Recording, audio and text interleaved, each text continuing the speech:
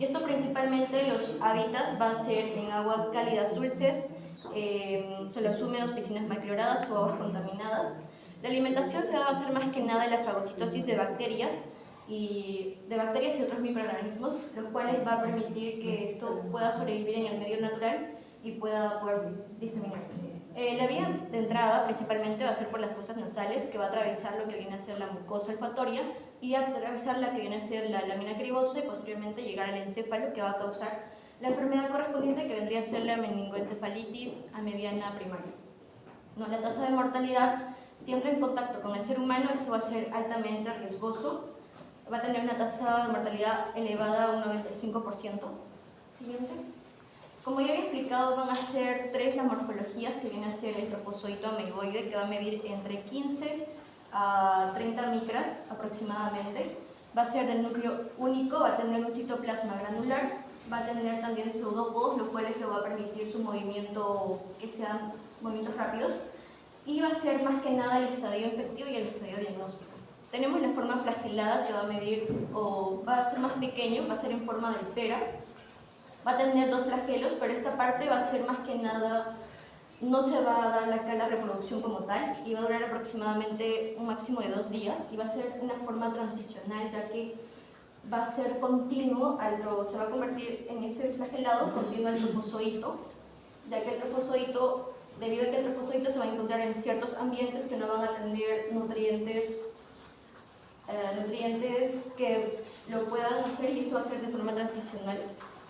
Luego tenemos el quiste, que va a ser de manera redondeada, va a medir entre aproximadamente de 7 a 15 micras, va a tener una pared doble lisa, lo cual le va a permitir estar en condiciones desfavorables, ¿no? Siguiente. Continuando con la epidemiología, vamos a ver la distribución que se va a dar principalmente en América del Norte y en Estados Unidos. También se registraron en Pakistán, en India, Asia, en Oceanía, en Europa como España e Italia, ¿no? Principalmente el hábitat, como ya mencioné, va a ser en aguas cálidas dulces, piscinas que están mal cloradas o pozas termales o suelos húmedos. El grupo de riesgo va a ser en niños y adolescentes, que aproximadamente la edad va a ser entre los 14 años a 7. También se ha registrado en personas que hacen actividades como natación. Y la fuente de transmisión va a ser por el contacto o la aspiración de estas aguas contaminadas, donde se van a encontrar los trofozoitos. ¿Continúo, doctora? ¿O le doy paso a mi compañera? Sí. ¿Cómo se distribuye? Sí. Bueno. Por esta vez todos ustedes se van a distribuir, o sea, en ese orden que le hemos dado. Continúa. Porque sigue epidemiología y luego sigue patogenia. Sí, pero... Ajá. Pero eso. Continúa. Bueno. Comenzando con este artículo que nos menciona del 2021, se van a registrar 381 casos de esta meningoencefalitis amebiana primaria, que va desde de 1937 al 2018. Un 41% va a ser en Estados Unidos, un 11% en Pakistán y un 9% en México, ¿no? Predominantemente va a ser en los varones en un 75%, que se ha registrado una edad entre los 14 años. También se va a evidenciar en este cuadro, donde van a haber aproximadamente 88 casos de muerte y 11 de sobrevivientes. Siguiente.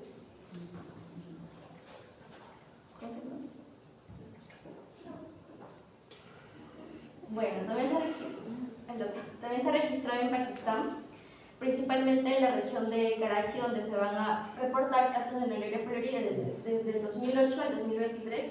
Como se puede evidenciar en este cuadro, en el 2008 se han registrado 2 casos, y esto ha ido como aumentando y disminuyendo, pero los más casos que se han reportado fue en el 2012, aproximadamente 22 casos, y el género van a ser más que nada en varones, ¿no? Y en la parte de acá podemos apreciar un cuadro de donde va a estar más que nada los casos registrados, que van desde el 2010, que se van a registrar 20 casos, 2011 que van a ser aproximadamente 13 casos, en el 2012 unos 22 casos, y que desde el 2014 se han reportado también 14 casos, y entre el 2015 y 2018 se han reportado entre 5 a 7 casos, ¿no? Entonces en el 2019 esto ha ido como aumentando y disminuyendo más que nada. Sí, ya lo tengo. Ya. Bien, continuando con la epidemiología, en Perú se han reportado muy pocos casos de esta ameba, en el cual, según un estudio en el 2023, se reportó que en el 2001 había la presencia de esta ameba. Siendo en el 2008, un estudio en Máncora que se reportó donde hubo una afirmación, pero, o sea, que había esta ameba en las piscinas, pero sin confirmación de esta Nagreca flex. Entonces, donde se reportó oficialmente el caso fue en el 2015, el que fue notificado por el MINSA en una niña menor de 11 años en Piura, falleció. Y así, y ahora último, en el 2024-2023, en Canta se reportó que hubo en Lima una menor de edad con esta infectada por esta ameba, tras bañarse en una piscina. Y bueno, en esta figura acá podemos ver que hay una tasa de meningitis, porque a veces esta se suele confundir con los síntomas principales que posteriormente vamos a hablar más adelante. Y bueno, se ha visto que en los casos que se han notificado que no tienen un agente causal específico identificado, que entre el 2012 y el 2019 este ha ido en ascenso, sobre todo en el 2014, que vemos que hay un pico bueno, se va ascendiendo, donde vemos que pueden ser por infecciones que progresan, pero no tienen una causa identificada, ¿no? Y que puede ser más que nada una meningitis o algo así. Ahora, continuando con el ciclo de vida, vamos a tener que este ciclo va a ser monocélico o directo, en lo cual quiere decir que va a tener en su ciclo solo necesita el un hospedero, en el cual también su estadio diagnóstico va a ser el trofozoito ameboide y su infectante también va a ser el trofozoito ameboide. Además, este va a tener los tres estadios, que es el quiste, trofozoito y su forma folicular. El trofozoito va a tener una reproducción por cromitosis, en el cual quiere decir que la membrana nuclear va a estar intacta. Y bueno, esto lo vamos a encontrar en lo que son aguas dulces, suelos húmedos, pozos estancados, aguas termales o pozos oficiales. Entonces, este trofozoito lo que va a hacer es que va a infectar al humano mediante actividades o acciones que pueden hacer, por ejemplo, como deportes acuáticos, y esta ameba va a penetrar por la mucosa nasal, migrando hasta el cerebro a través de lo que son los nervios olfatorios y causando lo que es la meningoencefalitis amebiana primaria. Se sabe que también el quiste no se va a encontrar en el líquido cefalorraquídeo ni tampoco en su forma flagelada, solo se va a encontrar en el trofozoito, que es el ameboide. Ahora, en cuanto acá también tenemos donde vemos a un niño nadando, y cuando esta ameba no fue o ameboide ingresa, ¿no?, a su habitación intranasal, y acá tenemos lo que es la forma de quiste, que es cuando no está en un ambiente adecuado, donde este va a tener poro, que sirve básicamente para el intercambio de nutrientes o también desechos metabólicos, en el cual puede volver a la forma de trofocito ameboide o también se puede enquistar. Y esta ameba este trofocito ameboide puede también flagelarse, pero solo temporalmente, y luego para poder adaptarse al medio o cambiar de una. Y luego se puede volver a hacer un trofocito ameboide. ¿Qué factores hacen que cambie ese trofocito ameboide al quiste, al trofozoito? Las condiciones ambientales. Ajá, y el agua, sobre todo si se encuentra en un ambiente favorable. Correcto. En cuanto a su patogenia, tenemos que, esta ameba va a nadar por el agua contaminada y va a ingresar por la nariz. Pero para que llegue a lo que es el epitelio de la mucosa, tiene que atravesar lo que es el moco, porque va a ser un componente va a tener textura densa o pegajosa. Entonces, esta ameba va a tener que liberar una enzima que se llama proteasa cisteína mucinolítica, que la proteasa básicamente va a actuar como una tijera molecular que va a cortar proteínas y otras cosas. Y la mucinolítica va a actuar como su objetivo principal, va a ser destruir o descomponer la mucina, que es la proteína que compone el moco, ¿no?, para tener esta textura densa y pegajosa. Entonces, una vez ya que ingresa a lo que es el epitelio, esta va a necesitar adherirse a lo que es a las células epiteliales. Entonces tiene que adherirse, cuando una vez que esta se adhiere a lo que es el epitelio de la mucosa, va a liberar una proteína que es la neurobioporos, que esta proteína genera que forme poros a la membrana del hueso. Y acá lo que va a hacer es que una vez formados estos poros va a causar daño, inflamación, incluso al penetrar este epitelio olfatorio va a hacer que las uniones estrechas se rompen y logre ese ingreso y pueda migrar. Entonces esta va a ser una migración del plexo nervioso y al bulbo olfatorio. Esto se va a dar mediante los contactos con las fibras olfatorias y por la lámina fibrosa. Y una vez acá, lo que va a hacer los trofocitos en el bulbo olfatorio se van a empezar a multiplicar, y también como consecuencia de esto va a causar inflamación en el sistema nervioso central, donde también va a haber un reclutamiento de neutrófilos y de células inflamatorias. Y posterior a ello vamos a ver que va a haber una invasión en el sistema nervioso de estos trofocitos que van a destruir neuronas mediante fagocitosis. Y ante ello va a haber una reacción inflamatoria intensa, y por ende va a haber una inflamación del sistema nervioso, que estos van a secretar enzimas, por ejemplo, como proteolíticas y neurobioporos, que van a causar necrosis, hemorragia y daño cortical, causando su enfermedad principal, que sería la meningoencefalitis aviar primaria. Y bueno, acá tenemos un neurotoxino que básicamente va a ser la proteína del receptor, que va a ser un sensor que va a detectar las señales mismas de este ambiente, y la acetilcolina, que va a estar muy presente en la vía olfatoria y en el sistema nervioso.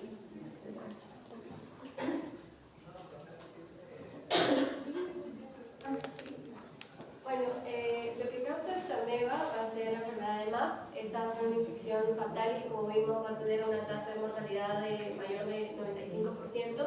Entonces, hay tres fases que se dividen en manifestaciones clínicas. Tenemos la fase inicial, que son de 2 a 3 días después de la exposición. Tenemos cefalea frontal, porque hay una presión, la presión intracraneal pues va a subir. Tenemos también fiebre, un edema cerebral, náuseas, vómitos, y también pues llega a afectar al gusto y al olfato, ya que va a haber una invasión del parénquima cerebral. Luego tenemos a la fase avanzada, que es alrededor de los 3-4 días después de la exposición, donde va a haber dolor bucal por la infección en el cerebro que va a haber. También la cefalea pues aumenta, ¿no? Sigue habiendo vómitos, y también el malestar del paciente pues va incrementando. También, bueno, tenemos a las convulsiones en algunos casos en la fase avanzada, aproximadamente del día 5 a 7, y por último tenemos ya el desenlace que pues lleva a la muerte del paciente, ¿no? Entre el 7 y el 10 días, porque es muy letal, muy mortal este. Bueno, acerca del diagnóstico tenemos el análisis clínico, vamos a ver la historia clínica del paciente, vamos a ver los antecedentes de actividades recientes, si es que el paciente ha ido quizás a una piscina contaminada, mal clorada, a ríos, practica algunos deportes, etc. También vamos a evaluar al paciente, vamos a ver los signos y síntomas presentes, si es que hay dolor de cabeza, vómitos, entre otros. Luego tenemos al análisis de laboratorio, que es la punción de líquido cefalorraquídeo, y que pues este diagnóstico solamente detecta a la forma trofozoito, no al flagelado ni tampoco al quiste. También con el líquido cefalorraquídeo también tenemos acá la microscopía en fresco, que también nos va a permitir identificar, ¿no? Hay una obtención de la muestra, una preparación, y por último vamos a observar si es que verdaderamente acá está la ameba o no. Y acá también solamente lo vamos a observar en la forma de trofozoito, no en quiste ni tampoco en flagelado. También tenemos las pruebas moleculares. Tenemos el PCR, vamos a duplicar el ADN para detectar, ¿no? el patógeno, el ADN y lo que está presente en el tejido del paciente. Luego tenemos a las pruebas moleculares, la inmunofluorescencia indirecta, que se van a agregar anticuerpos primarios específicos contra los antígenos de esta ameba. Luego se van a agregar diferentes anticuerpos secundarios marcados con fluorocromo. Y luego, si es que hay presencia de este antígeno, pues se va a observar bajo el microscopio una tinción luminosa verde entre amarillo. Y por último tenemos a la resonancia magnética, que esta va a brindar información, pero no va a ser ya en etapas avanzadas, ¿no? Acá, como dice, puede mostrar en hemorragias difusas, quizás infartos, ya manifestaciones clínicas mucho más avanzadas, ¿no? Bueno, el tratamiento no se tiene como que un tratamiento exacto, ya que esta enfermedad es muy mortal, pero el que le hace, digamos, algo así como que la lucha es la fluoxetina B, que es como el gol estándar, que es administrado por vía intravenosa y vía intratecal, o sea, inyectándolo por el líquido cefalorraquídeo. Algunos efectos adversos son la nefrotoxicidad, ya que este medicamento eleva la creatinina, también la fiebre y la anemia. Y pues el tiempo de acción va a ser rápido, pero va a haber una corta penetración al sistema nervioso central. Y el mecanismo de acción, este medicamento es un antifúngico y pues este se va a unir al ergosterol de la membrana del parásito, formando poros, y por estos poros va a hacer que se pierdan iones y metabolitos esenciales. Entonces, este tratamiento, el trofosfito, va a morir por lisis. Y el otro tratamiento es la mirtefosina, que esta es administrada por vía oral, y algunos efectos adversos son náuseas, vómitos, hepatotoxicidad y teratogenicidad, por lo que no es recomendado que se administre a embarazadas. El tiempo de acción es una vía media larga y mantiene los niveles sostenidos en el sistema nervioso central. El tratamiento de acción, es un agente antiprotozoario oral y se va a incorporar en la membrana lipídica. Y esto va a inhibir la síntesis de la fosfatidilcolina, lo que va a activar la vía de apoptosis. Entonces, esto va a dar por consecuencia la destrucción del parásito. Bueno, la prevención, como ya sabemos, es evitar nadar en aguas dulces o cálidas, o ríos, piscinas mal cloradas, mal limpiadas, que no tengan una buena higiene, debe haber también una educación sanitaria sobre riesgos y medidas de prevención, no nadar en cualquier lugar, ya que pueden estar la Naegleria floweri, también monitorear la calidad del agua, garantizar una infraestructura de agua potable segura en comunidades, evitar remover sedimentos en ríos y lagos, ya que podemos esparcir este parásito, usar agua hervida, filtrada o estéril para lavados nasales, y bueno, proteger la nariz con pinzas nasales, y no bucear ni saltar de cabeza, ya que este parásito entra por las vías nasales, no entra por la boca o por otra vía, es solo por la nasal.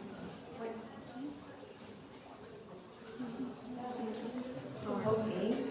Por parte del grupo, por parte del aula que he escuchado, ¿alguna pregunta para el grupo?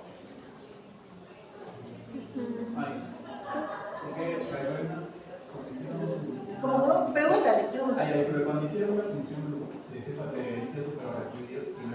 Pero habla fuerte porque para escuchar todo el salón, ¿no? Ok, es que cuando mencionaron el diagnóstico, mencionaron que dividieron dos puntos, uno que era función del líquido cefalorraquídeo y el otro era entropía en fresco del líquido cefalorraquídeo. No entendí por qué la división si en la entropía en fresco se utilizaba el líquido cefalorraquídeo y en la función que se busca en realidad, que sea el líquido cefalorraquídeo. Eso es lo único que A ver, el grupo. ¿Entendió la pregunta? Pero pregunta, o sea, ¿qué es lo que...? Creo que se refiere a por qué en líquido cefalorraquídeo en ambas diagnósticos, digamos, se van a la misma función. No, pero ¿por qué se busca en la función del líquido cefalorraquídeo? Porque en la función lugar lo que se busca es el trofosférito memoria, entonces es la única forma de identificar. Pero eso no sería el Entonces entropía en aquí, fresco. pero que acá estamos utilizando el naif, un tratamiento en la figura otra donde se hacía con una tensión inmensa, donde ahí se tiñe lo que es el núcleo de color rosado y el citoplasma de color azul. Y ahí se puede ver mejor el mismo. Y la microscopía en fresco puede ser por lo que se identificó, porque también a veces en ahí es donde se busca ver la forma de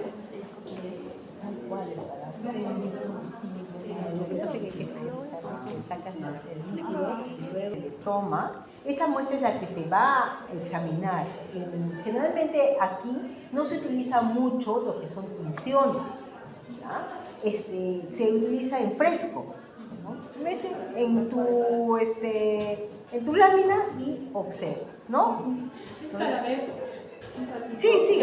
Cuando se extrae el líquido cefalorraquídeo, se extrae una cantidad hasta de 1 o 2 mililitros y luego esto se lleva al laboratorio para hacer el análisis. O sea, observar en fresco es colocar en la lámina portaobjeto y observar en el microscopio para observar el parásito tal cual. ¿Por qué? Porque ahí no se va a observar teñido, el núcleo, se observa de manera transparente. Es como si tú haces un examen directo de orina, por ejemplo, observas tal cual. No es como agregarle el UVOL o la tinción que dice la alumna, el Bienza o el RAI, por ejemplo, es para teñir ya los núcleos o ciertas estructuras propias del parásito. Esa es la diferencia. ¿Sí? ¿Ya? A ver, la otra pregunta. ¿Cuál es la acción de respuesta del huésped contra el N-Poli? La acción de respuesta del huésped, Está preguntando acción de respuesta del huésped frente a Naegleria fowleri, ¿no? Sí. Pues, acá, al nuestro sistema detectar como estos organismos invasores, entonces va a secretar, ¿no?, las células inmunolófilas, son las células inmunitarias, pero estas también causan inflamación. Entonces, este trozoide, como vimos en la imagen, se va a duplicar, se va a multiplicar. Y nuestro organismo, al querer combatirlo, también va a mandar más de estas células inmunes, y pues eso va a causar inflamación, ya que son células inflamatorias. Y por eso también vimos que hay una inflamación en el sistema nervioso. Se alcanza básicamente los síntomas principales, que son fiebre por la respuesta inmune de Es como, por ejemplo, a mí me invade un agente patógeno y mi sistema inmune llama, pero mis neutrófilos, mis macrófagos, llaman a todas las células para responder o fagocitar a ese agente extraño. ¿Correcto? ¿Otra pregunta más por acá?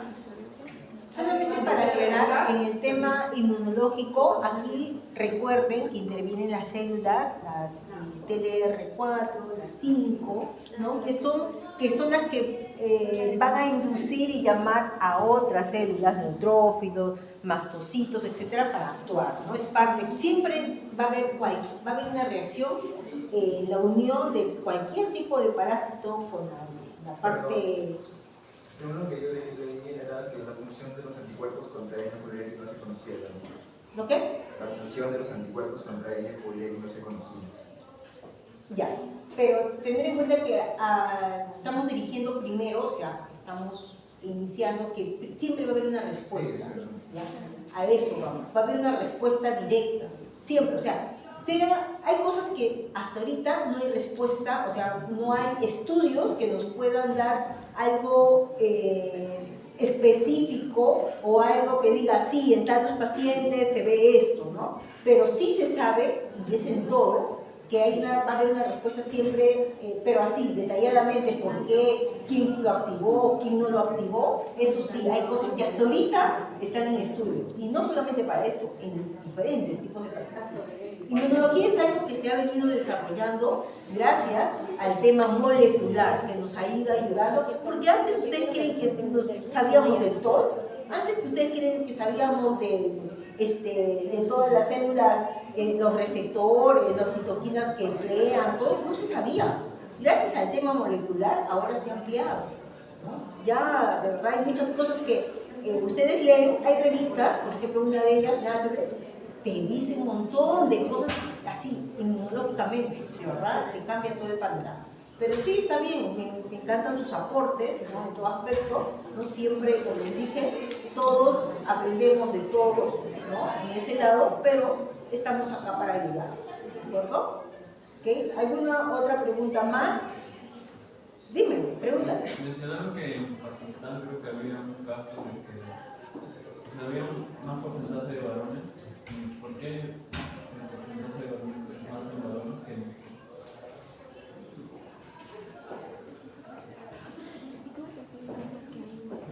Bueno, esos son estudios, no había una tabla de 2008 hasta 2023, donde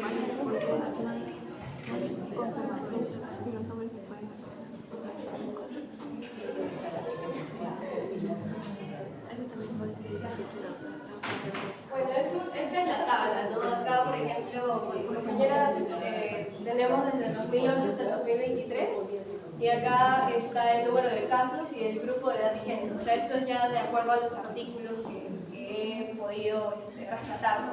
Por ejemplo, acá tenemos de género, tenemos 10 hombres, acá también hay 10 varones, entonces el porcentaje es, bueno, debido a las investigaciones, ¿no? En realidad del artículo. También quizás puede ser porque la mayor cantidad a veces de hombres también practican, ¿no? los deportes acuáticos.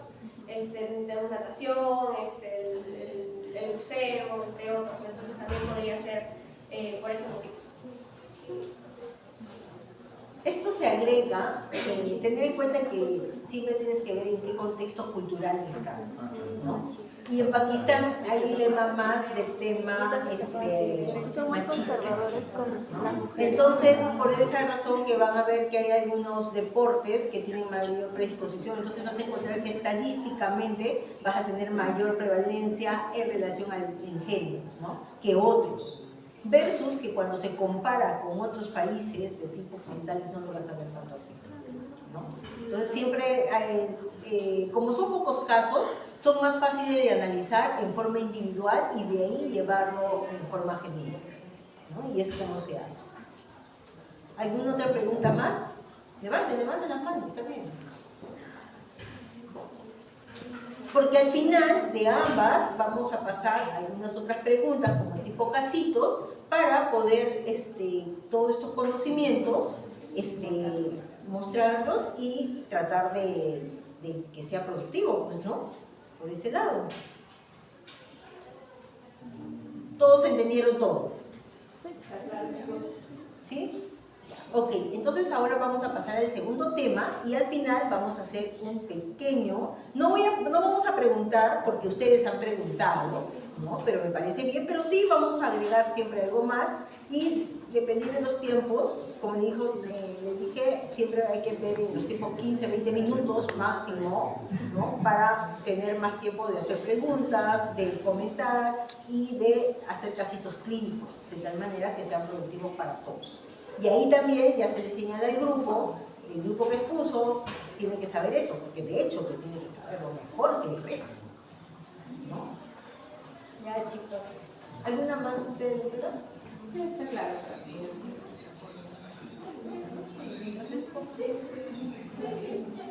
Para rescatar algunos puntos buenos han sido muy concisos. Me encantó el tema de sus flujos, bastante conciso, los dibujos, que sepan los pasos a seguir, ¿no? Los puntos, eso es lo que se quiere, ¿no? De tal manera que no llenen mucho la diapositiva, pero sí no se olviden de su mapa conceptual que se tiene que pasar a todos para que todos vean. El segundo grupo, chicos, a ver adelante, para ganar tiempo. Sí, porque mire, ya todos hicieron. Nos falta hacer la... Sí,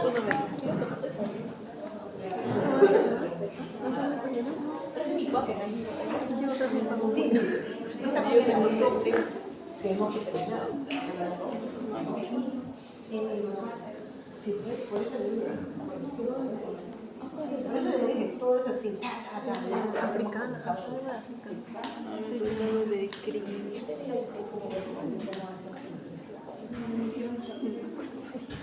criptosporidiasis. Sí, Tripanosomiasis africana. A ver, chicos. Está el grupo de Boca Negra, ¿no? Boca Negra, ¿quién es Boca Negra? Chávez, Concha y Cruz. A ver, Cruz va a exponer primero, luego Concha, luego Chávez y finalmente Boca Negra. ¿Correcto? ¿Listo? Empezamos.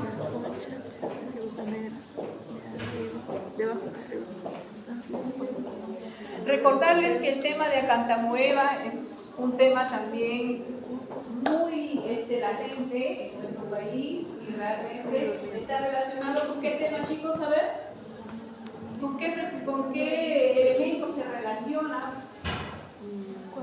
con los lentes de contacto, ¿verdad?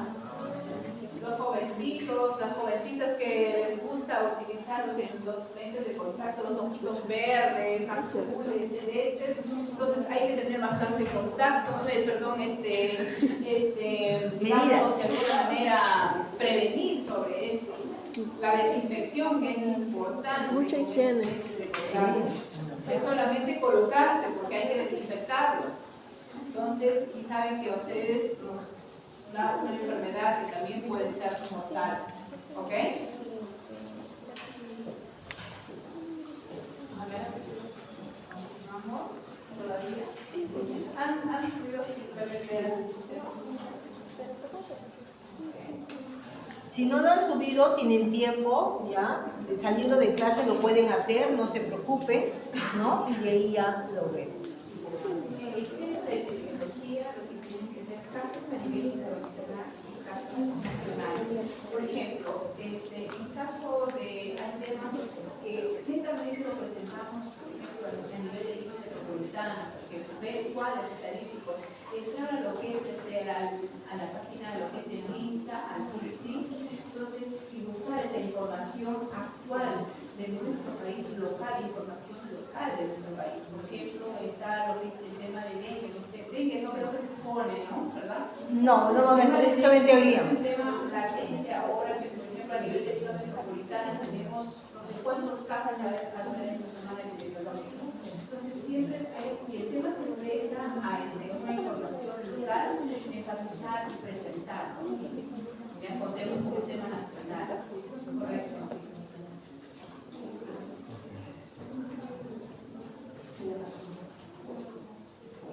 Por esta vez ustedes se van a dividir, ¿no? Ya les dijo la doctora el orden, pero por esta vez se van a dividir hasta dónde van a hacer. Ya la próxima nosotros vamos a denominar hasta dónde, todo. Ya. A ver.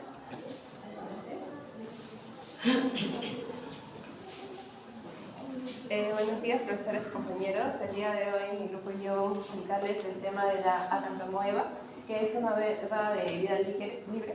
Los integrantes del grupo son Boca Negra Ruiz, Chávez Hoyos, Concha Garciño y Alejandra Cruz. Bueno, primero para hablar un poco de las amebas de vida libre, es importante resaltar que Page los llamaba como unas amebas anfiocíticas porque tienen la capacidad de vivir tanto en el medio ambiente así como en los organismos vivos. Entonces vamos a hablar ahora a continuación de que la Acantamueva en esta clase es un género de amebas de vida libre que está ampliamente distribuido en agua, en el suelo, en el aire. Va a presentar dos formas, la forma de trofozoito, que es la forma activa, y la forma de quiste, que es la parte resistente. Aunque normalmente se dice que es saprófita, es decir, que se alimenta generalmente de materia orgánica muerta, entonces también puede actuar como un patógeno oportunista en el ser humano, produciendo queratitis en usuarios con lentes que utilizan en los lentes de contacto, la encefalitis granulomatosa y en algunos casos también infecciones cutáneas o diseminados sobre todo en personas inmunocompetentes e inmunocomprometidas. Las características entonces serían que son una ameba de vida libre, también que es ubicua porque se puede encontrar en distintos lugares como el agua, el suelo, el aire, los polvos. El ciclo de vida, ya dije que son dos formas, trofozoito y quiste. En ese caso no van a presentar una fase flagelada a diferencia de la Naegleria, que era otra ameba de tipo libre, porque la fase flagelada era más que todo cuando el trofozoito se convertía en flagelo para cambiar de superficie, ¿no?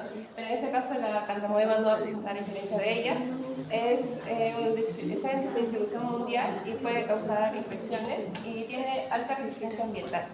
Respecto a la taxonomía, tenemos que pertenece al dominio eucariota, al reino protista. El filo es la Amoebosa, la clase Viscosia, orden Centromerida, familia Acanthamoebidae, el género es la Acanthamoeba. Y existen más de 20 especies, pero aquellas que son clínicamente y médicamente más recurridas y conocidas son la Acanthamoeba castellani, la Acanthamoeba polifara y la Acanthamoeba pulversoni. Siguiente, por favor. Ya bueno. Para hablar primero de la epidemiología, tenemos que es un parásito cosmopolito, es decir, que se encuentra en distintas partes del mundo. Pero primero voy a hablar respecto a la epidemiología en el Perú. El primer caso documentado de Acanthamoeba, el primer caso documentado fue en Tumbes, con un caso de encefalitis causada por la Acanthamoeba en un conglomerado familiar. También, aparte de ello, se presentaron ciertos reportes de aislamiento de moléculas que eran cercanas al genotipo T4, que es el más común en los humanos, y en pacientes con lesiones cutáneas y también celofalitis. Las características epidemiológicas en el Perú entonces sería que se llevaron a realizar estudios en los cuales hubo presencia de estos quistes y trofozoitos en aguas que se encontraban en pozos, en pozos estacionados ahí, y también en cisternas, piscinas y ríos. Un estudio que se realizó en Lima se halló que el 16% de aquellas personas reportadas con muestras corneales, sin haber tenido una lesión ocular, presentaban estos quistes de Acanthamoeba. Entonces, eso también nos da a entender que las personas que frecuentemente usan ese agua de pozo en su uso doméstico pueden llegar a ser contaminados. Y también se identifica que el genotipo T4 va a estar adheridos, por ejemplo, a las papas de mercados en Lima Norte. Eso fue una noticia de verdad que se considera como el genotipo T4 el más patógeno. Entonces, encontrarlo eso significa que sí ha habido una exposición en ese parásito. ¿Y dónde se realizó el análisis de esa muestra para determinar que en los mercados de Lima Norte se había encontrado ese genotipo T4? ¿La muestra dónde fue analizada? Sí, porque... Ya, bueno. Debería ser en la fuente, supongo, pero acá lo que mayormente se da a entender es que está en la agricultura, también en los campos agrícolas, puede estar encontrados ese tipo de la... Claro, sería bueno saber, por ejemplo, dónde se realizó la muestra o porque, dónde se analizó, pues, ¿no? Para saber.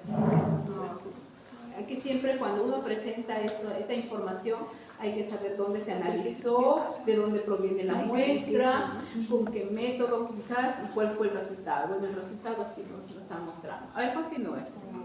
Siguiente. Ya, bueno, a nivel global vemos que tiene una presencia cosmopolita.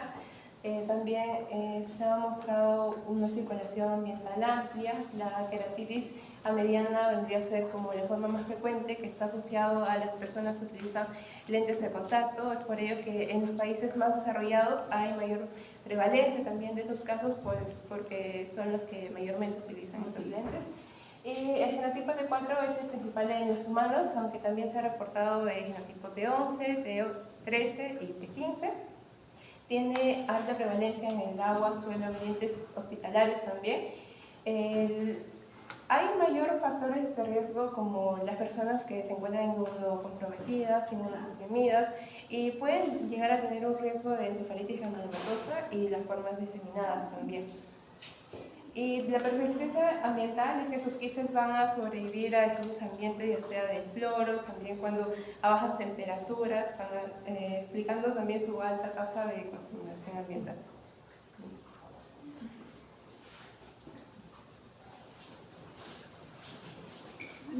Los estadios de vida vamos a tener dos, que es el trofozoito y el quiste.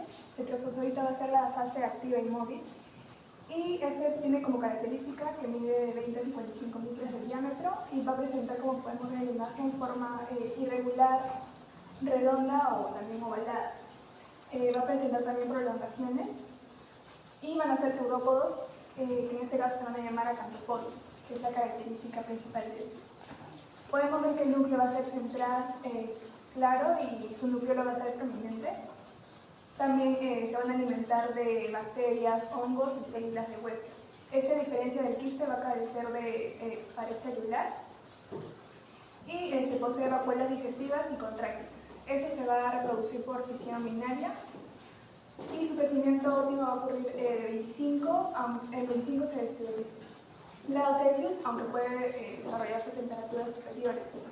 Ahora, esta va a ser la forma infectante y patógena, ya como dije que es la fase móvil, porque cuando ya está, se convierte en quiste, esta va a ser su fase resistente. Este va a ser también el responsable de en la cefalotitis, y que es la fase más grave. Ya, ahora tenemos acá el quiste, que es la fase resistente. Podemos ver que este sí presenta doble pared, es esférica, oval y es estrellada. Ahora va a presentar un exoquiste, que es el externo, y el endoquiste, que es el interno. También va a contener una pared celulosa y va a presentar un núcleo único. La cromatina va a ser esférica, va a ser periférica y laxa, y este va a soportar condiciones más extremas. Incluso puede, como la deshidratación, fluctuación de aguas y variación de temperaturas. El quiste maduro sí es infectante y transmisible. Ya, el ciclo biológico va a ser comenzar como trofozoitos, y vamos a poder encontrar en el medio ambiente, en aguas contaminadas, en el aire, polvo, suelo, agua, lagos, piscinas. Y bueno, sobre todo en las piscinas, acá, o en gente que usa lentes de contacto, va a ingresar por las fosas nasales o también por los ojos, y se puede dirigir hacia el cerebro y causar una encefalitis amebiana granulomatosa, que es la más grave, o también dirigirse a la piel y causar dermatitis cutánea o diseminada. Si se dirige a los bronquios, vamos a causar una neumonitis.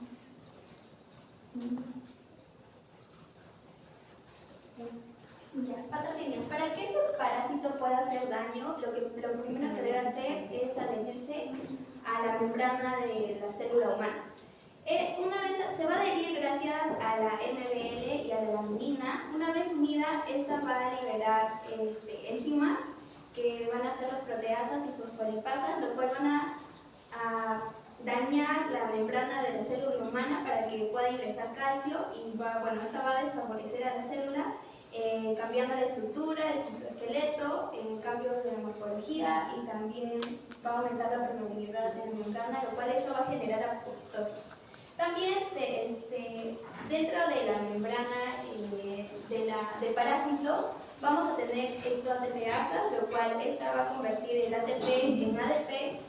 Este ADP se va a unir a la membrana de la célula humana, y esto va a hacer que ingrese mucho más calcio, lo cual va a generar lo mismo, y como resultado va a ser la apoptosis. También tenemos que tener en cuenta que este parásito va a fagocitar y va a formar ameloblastomas, lo cual esta va a ayudar a la fagocitosis. También va a tener bloqueo de genes en la división celular, lo cual esto no va a hacer que no haya regeneración de tejido. También como manifestaciones clínicas tenemos tres tipos: queratitis por la cantamoeba, va a tener, por ejemplo, síntomas como dolor ocular, ojo rojo, lagrimeo, visión borrosa. También la encefalitis amebiana granulomatosa. Estos van a ser en pacientes inmunodeprimidos. También cefalea, convulsiones y bueno, si esto progresa, va a llegar a la muerte. También lesiones cutáneas, tenemos en pacientes inmunocomprometidos, pápulas y úlceras.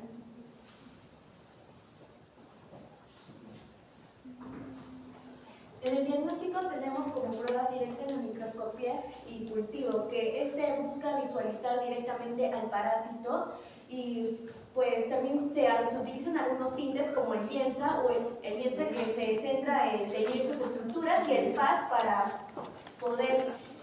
con la tricrómica para poder visualizar las paredes de los quistes. Tenemos que para las muestras el raspado corneal en pacientes con queratitis ameliana, líquido cefalorraquídeo en pacientes con encefalitis ameliana granulomatosa y biopsia de tejido en enfermedad desanimada y en lesiones cutáneas. En el microscopio se puede observar cómo el trofozoito tiene el núcleo más prominente y los quistes tienen doble pared. Y en el PCR, esta se puede decir que es más sensible que la microscopía debido a que detecta y amplifica fragmentos específicos de ADN y su material genético, aunque las amebas sean menos en números. Igualmente su muestra es raspado corneal o líquido de lentes de contacto en la queratitis y líquido cefalorraquídeo si se sospecha de encefalitis y biopsia o sangre en enfermedad diseminada. En el tratamiento en queratitis tenemos los colidios biguaninas como el polihexametileno biguanina o la clorexidina que actúan tanto como por trozotroifos y los quistes. Luego tenemos para reforzar a las diamidinas como la propamidina o la hexamidina y también al asociar con biomicina y en caso de casos graves que ya haya más úlceras o la córnea está casi destruida, hay una queratoplasia, un trasplante corneal para que se pueda recuperar la vista. Luego tenemos lesiones cutáneas o diseminadas. Se emplean antifúngicos como los azoles sistémicos más mitelfosina y en caso de ya ser más grave, avanzada, se utiliza en la cirugía de abscesos. Por último tenemos la encefalitis ameliana granulomatosa, en el que el pronóstico es reservado, es la más letal y se utiliza la terapia combinada con la pentamidina, más azoles, más sulfadiazina y mitelfosina. Por último tenemos la prevención. La prevención de usuarios de lentes de contacto se recomienda usar agua corriente o saliva para poder limpiarlos. También al momento de usar soluciones estériles deben ser comerciales y estas deben ser renovadas y no ser reutilizadas. Se debe retirar para dormir, nadar o ducharse debido a que algún contacto con agua puede potenciar la infección por la cantomoeba y una higiene diaria del estuche. En población general se debe evitar nadar en aguas contaminadas como ríos o piscinas mal cloradas y proteger a los pacientes inmunocomprometidos debido a que este es un patógeno oportunista. Y en salud pública la cloración debe de ser adecuada en piscinas y agua potable y se debe educar sobre riesgos de ocular y queratitis.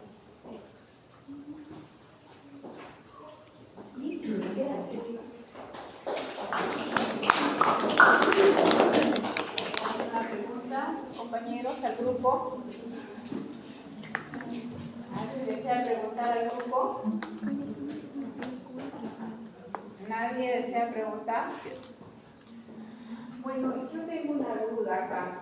Referente a la prevención en la que ustedes mencionan, dice que el agua debe estar clorada, en cloración adecuada de piscinas. ¿Cuántos han averiguado más o menos cuánto es el nivel de cloro que debe tener esa agua de piscina para que la cantamoeba no esté presente? No han averiguado. ¿Perdón? 12 mg. 2 miligramos por litro. Bueno, según nuestra norma de piscinas que tenemos en salud pública, existen los valores normales para agua de 1 a 1.2.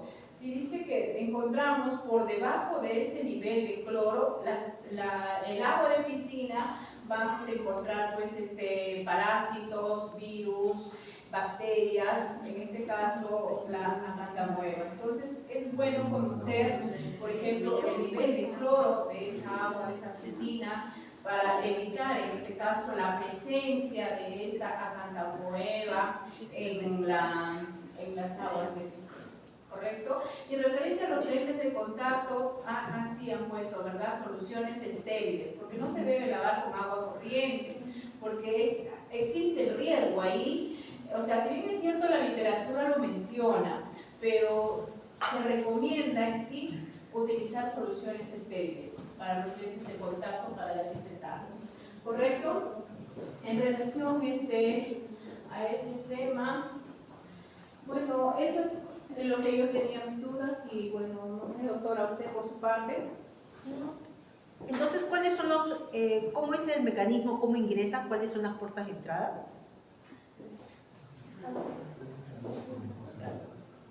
No, pero ustedes tienen que saber.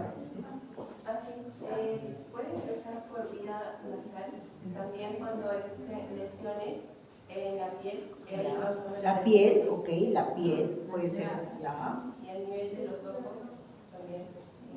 La piel o... ¿Perdón? Ah, sí, vía respiratoria. Piel, respiratoria y queratitis, ¿no? Eso es lo que tienen que saber, porque eso es lo que son las formas, ¿no? Así, conciso, preciso, dónde va a entrar, ¿no? Por ese lado. Bueno, ya mencionaron el tratamiento. Primero, si es una queratitis, el tratamiento viene a ser de tipo tópico, ¿no? Y a veces se puede coadyuvar, es decir, sumar, dependiendo, a veces también lo que es tratamiento endovenoso, ¿no? Lo que es lo que ustedes han mencionado, ¿no? Anfotericina, fluconazol, etcétera, dependiendo del grado del paciente. Ahora, en el tema de lo que ustedes han hablado de acantamueva, acá también hay un factor fundamental, llevándolos a la clínica, que también tiene que ver que esto puede progresar a otros órganos siempre y cuando hay una condicionante. ¿Qué cosa es? Del huésped, la inmunosupresión, ¿no? Si el huésped es inmunosupresión, llámese diabético, llámese VIH no controlado, VIH que esté por menos de 200, ¿no? O sea, pacientes, porque si es un VIH que tiene más de 200, 400, no se va a infectar, es igual que nosotros, ¿no? Entonces, tener en cuenta ese concepto que tienen, aquí es muy importante, la progresión a veces depende mucho del huésped, ¿ya? Yo creo que por mi parte es el lado, porque tenemos que ver el tema de la práctica, si tenemos exacto 15 minutos. A ver, entonces ahora pasamos por acá a ver el microscopio, las diferentes formas. La doctora va a explicar, quiero que tengan en cuenta una cosa. ¿Se acuerdan que la semana pasada hemos visto lo que es ciliado, hemos visto lo que es el tamoyo, ¿no? Que es parte del complemento. Ahora aquí, parte la doctora iba a explicar el tema parasitológico, exactamente las características que tiene. En la parte de ameba, ¿se acuerdan qué vimos? ¿Qué tipo de tamoeba? Histolítica, ¿no? Había tanto, dentro de las entamoebas había patógenas y no patógenas.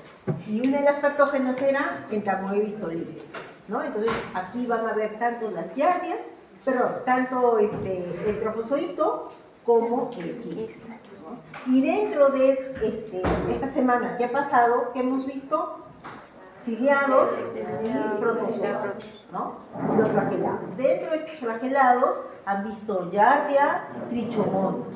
Entonces, uno de estos características que vamos a ver ahora va a ser giardia, tanto su trofozoito como los quistes. Entonces, ya después de haberlo llevado como un resumen así conciso, vamos a ver las características de cada uno ¿no? Aquí la doctora le va a explicar toda esa parte, ¿no? De qué características. Se acuerda que en teoría hemos visto, ¿no? Que tienen núcleo, que no tienen núcleo, que tienen su flagelo, que no lo tienen, ¿no? ¿Se acuerdan de llaves? Aquí ustedes seguro van a ver y se van a dar cuenta y decir, doctora, pero no tiene flagelo, me da la impresión que no tiene. Pero ya les vamos a explicar por qué, a qué se debe eso, ¿ya? Siga, doctora, nomás.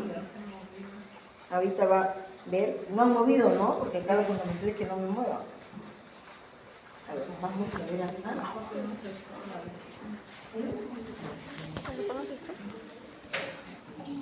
Sí, grabando.